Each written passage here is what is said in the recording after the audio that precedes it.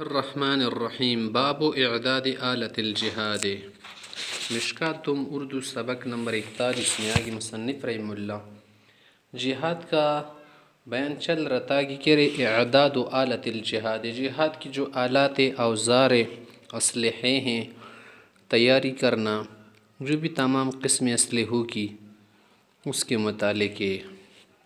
الفصل الاول عن عقبة بن عامر رضی اللہ عنہ قول سمعت رسول اللہ صلی اللہ علیہ وسلم یقول هو علی المنبر، ممبر پر آپ علیہ السلام فرما رہے تھے، میں نے سنا وَأَعِدُّ لَهُمْ مَا اسْتَطَعْتُم مِّن قُوَّةٍ، کافروں کے خلاف اپنی بھرپور تیاری کرو قوت بنا کر۔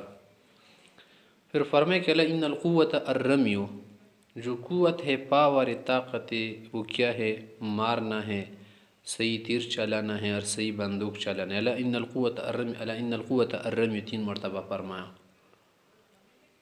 وعنہ قول سمیت رسول اللہ صلی اللہ علیہ وسلم یقول ستفتح علیکم الروم، روم وغیرہ کے علاقے بھی تم لوگوں پر فتح ہو جائیں گے، یعنی فتح کر دو گی۔ ویکفیکم اللہ، اللہ تمہارے لیے کافی ہو جائیں گے ان کی شر سے۔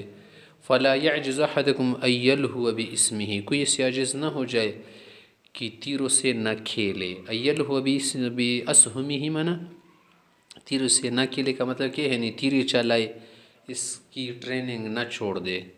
وعنہ قول سمیت رسول اللہ صلی اللہ علیہ وسلم یقول من علم الرمی، جو شخص رمی وغیرہ سیکھ لے، بندوق چلانا سیکھ لے، پھر اس کے بعد سمتر کو ایسا چھوڑ دے کہ بالکل بھولی جائے، نشانی وغیرہ جو سیکھی ہو نہ مار سکے، فلیس منا، وہ ہم میں سے نہیں، یا اوقد عصوا، اس نے نافرمانی کی، جہاد والا جو کیا تھا کام تھا چھوڑ دیا، بھول دیا۔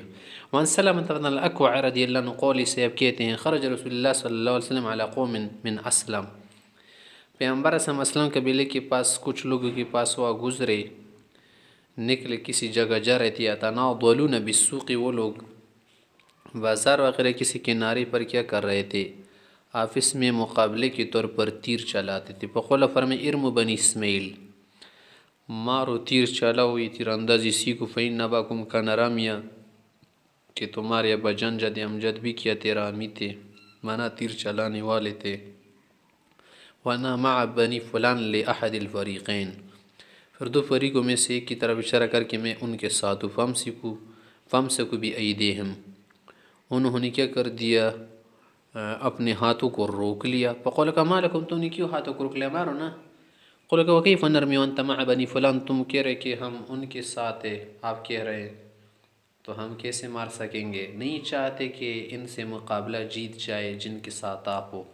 قول فرمائے ارموا وَأَنَا مَعَكُمْ كُلِّكُمْ، مار تو تم سب کے ساتھ میں ہوں۔ رواہ البخاری۔ عن انس رضی اللہ عنہ قال كان ابو طلحہ يتطرس مع النبي صلی اللہ علیہ وسلم بترس واحد، ابو طلحہ سے پیغمبر صلی اللہ علیہ وسلم کے ساتھ ایک ترس میں پناہ لیتے تھے۔ وکان ابو طلحہ حسن الرمی، ابو طلحہ بہت بہتر تیر انداز تھے۔ وکان اذا رمى، جب کسی جگہ تیر پھینکتے تھے، تشرف النبی صلی اللہ علیہ وسلم، تو پیغمبر السلام اس کے تیر کے گرنے کی جگہ کو دیکھتے تھے۔ فینظر الی موضع نبلہ، کہ کہاں اس کا تیر وغیرہ گر جاتا ہے، لگتا ہے۔ رواہ البخاری۔ وعنہ قول قول رسول اللہ صلی اللہ علیہ وسلم، آپ علیہ السلام نے فرمایا البرکۃ فی نواصی الخیل، گھوڑوں کی پیشانیوں میں برکت ہے۔ برکت ہی ہے نا، جہاد وغیرہ غنیمت آئے گی، آگے مزید بھی برکت بہادری ہے، اس میں دنیا و آخرت کی خیر ہے۔ وعن جریر بن عبداللہ رضی اللہ عنہ قول رأیت رسول اللہ صلی اللہ علیہ وسلم یلوی، میں نے دیکھا پیغمبر علیہ السلام کو کہ یلوی ناسیۃ فرس باصبعیہ یا باصبعہ، انگلیوں سے، ہاتھوں سے پیغمبر علیہ السلام گھوڑے کی پیشانی کے بالوں کو ادھر اور ادھر کرتے تھے، اٹھاتے نیچے کرتے تھے، مانا بانٹتے تھے یا اس پر ہاتھ پھیرتے تھے۔ وہ یقول الخیل معقود بنواسیها الخیر الی یوم القیامہ الاجر والغنیمہ، کہ گھوڑوں کی پیشانی میں قیامت تک خیر رکھی گئی ہیں، اجر و غنیمت ہے وہ۔ وعن ابی ہریرہ رضی اللہ عنہ قول قول رسول اللہ صلی اللہ علیہ وسلم، آپ علیہ السلام نے فرمایا من احتبس فرسا فی سبیل اللہ ایمانا باللہ وتصدیقا بوعدہ، جو شخص گھوڑے اس لیے پال رکھے کہ کل اس سے جہاد کرے گا، اس پر جہاد کرے گا، کسی اور کو دے گا، اللہ پر ایمان رکھتی ہوئے اور تصدیق بالوعدہ کہ جو وعدے اللہ نے کہ اس کو سچا مان لے، فإن شیعہ، تو اس گھوڑے کا جو کیا کرتا ہے کھلاتا پلاتا ہے، وریہ من جو پیتا ہے سراب کرتا ہے، ورروسہ اور اس کی جو کیا ہے مینگنیاں، وہ بول اور اس کا پیشاب، فی میزان یوم القیامہ بھی قیامت میں اس کے لیے ثواب شمار ہوں گے سارا کچھ خرچہ جو آتا ہے۔ وعنہ قول کان رسول اللہ صلی اللہ علیہ وسلم یکرہ الشکال فی الخیل، پیغمبر صلی اللہ علیہ وسلم شکال گھوڑوں کو پسند نہیں کرتے، والشکال یکون الفرس برجلہ الیمنی بیاض، کہ دائیں پاؤں میں سفیدی ہو، فی یدہ الیسری او فی یدہ الیمنی ورجلہ الیسری، یعنی تین پاؤں میں ہو یا کیا ہو مختلف جانب میں ہو، یعنی کوئی ایسی بات نہیں کہ جو کیا ہو حرام وغیرہ ہو، بس عام کیا ہے جو طبیعت وغیرہ اس اعتبار سے بتا رہے۔ ثلاث قوائم کیا ہو، محجل ہو، محجل اور ایک محجل نہ ہو، تمام پاؤں محجل ہو تو اچھا لگتا ہے۔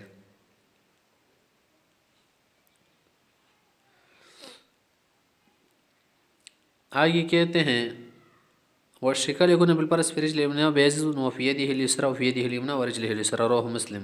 وعن عبد الله بن عمر رضي الله عنه أن رسول الله صلى الله عليه وسلم سابق بين الخيل التي، پیغمبر صلی اللہ علیہ وسلم نے مسابقہ کروایا، مقابلہ کروایا، التی ان گھوڑوں کی بیچ ازمرت جس کو مزمر کیا گیا تھا۔ ازمار کا معنی یہ ہے گھوڑے وغیرہ کو خوب کھلا پلا کر پھر اس کے بعد کیا کر دیا جائے، کچھ دوڑایا جائے اس پر، کچھ ڈال کر اس سے پسینہ نکل جائے، پھر وہ بہت چست بن جاتا ہے، اس کو کیا کہتے ہیں مزمر گھوڑا۔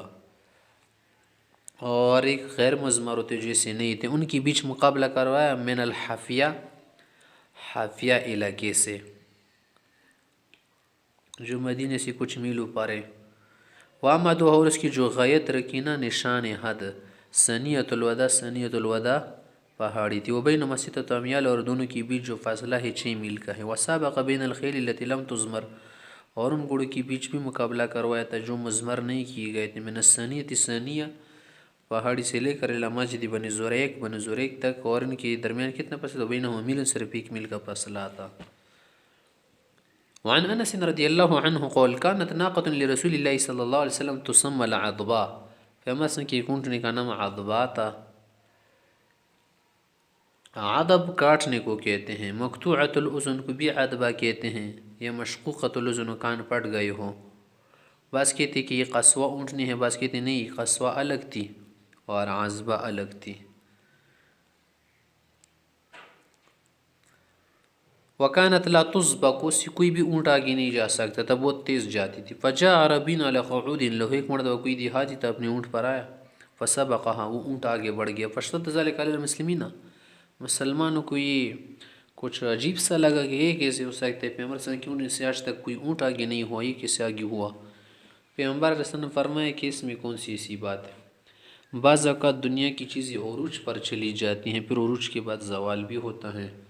یہ کیا ہوتا ہے، ہمیشہ تو کوئی نہیں جیتتا نا، اس دنیا میں تو ہار جیت دونوں ہیں، ہمیشہ نہ جیت ہوتی نہ ہار، تو اس سے گھبرانے وغیرہ کی کوئی ضرورت نہیں۔ فقال رسول اللہ صلی اللہ علیہ وسلم ان حقا علی اللہ، یہ اللہ نے ویسے قانون بنا رکھا ہے، اللہ پر کوئی چیز حق نہیں ہوتا، بطور فضل و تحس و احسان، و کبھی کسی کو نیچے کر دے کبھی اوپر، اللہ یرفع شیء من الدنیا، دنیا کی کوئی چیز بھی جب کیا ہو جاتی اوپر ہو جاتی، اللہ یرتفع شیء من الدنیا، کوئی بھی چیز جب اوپر جاتی رفعتوں کو چھو جاتی ہیں، الا وضعه، اللہ اس کو ذرا نیچے بھی لاتا ہے تاکہ ہمیشہ اوپر نہ رہے، کیونکہ اوپر رہنے میں ہمیشہ کیا ہوتا ہے ممکن ہے اور کچھ بگڑ جائے تو نیچے بھی رکھ دیتے، کبھی کبھی زوال لاتا ہے۔ رواہ البخاری۔